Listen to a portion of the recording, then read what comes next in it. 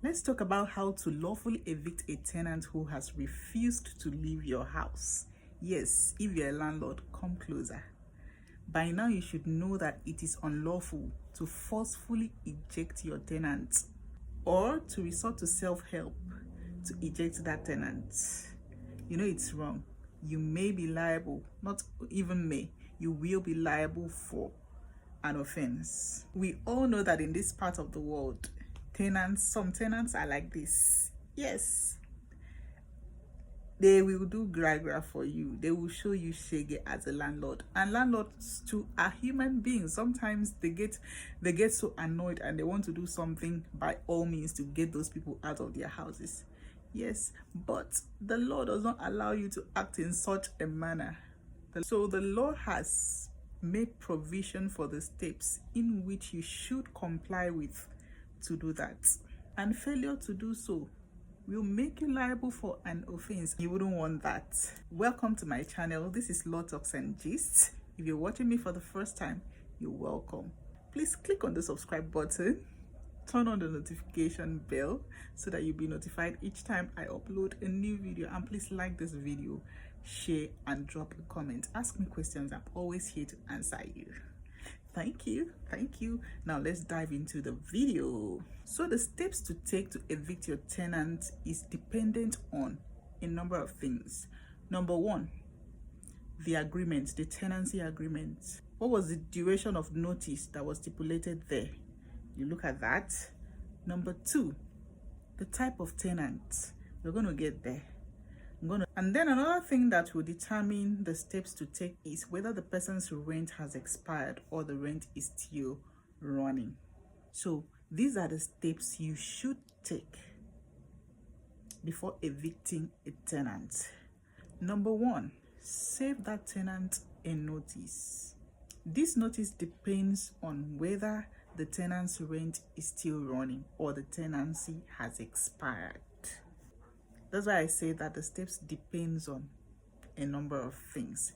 So if the person's rent is still running and maybe you want to use your house, the first step you should take is to save that tenant a notice. This is where the type of tenants comes in.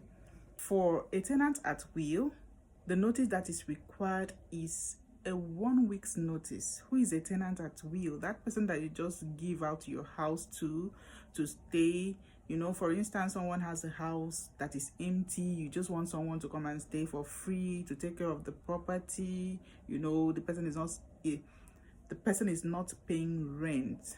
That is a tenant at will. The landlord put that tenant there at will and can eject the tenant also at will. So such a tenant requires a 1 week's notice. Even if he or she didn't pay any rent, the law still demands that you save that tenant a 1 week's notice to quit. Then a monthly tenant, someone who is paying rent monthly. I don't know in Nigeria here how many people do that. I know some people still do. So for a monthly tenant, the monthly tenant requires a 1 month's notice to quit. For a quarterly tenant, it is 3 months notice to quit.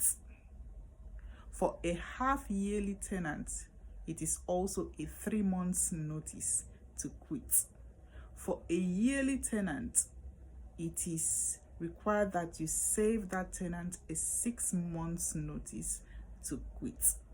Please take note that all these notices that I mentioned are only to be saved if the tenancy has not expired, if the tenancy has not been determined, that is, the person's rent is still running. You want to use your house, that is what you do. You save the notice to quit. Now, if after saving this notice that I mentioned, depending on the type of tenant, the tenant still refuses to move out of the house, you approach the court, get a 7-day notice of owner's intention to recover possession and save on the tenant. You are telling this tenant that, please, if at the expiration of this notice you have not moved out, I am proceeding to court to institute an action against you to recover my premises. That's what you are telling that tenant. And if after the 7-day notice of owner's intention to recover possession expires, the tenant still refuses to leave the house, then you can now approach the court to institute an eviction proceedings against that tenant. These are the steps to take to evict a tenant.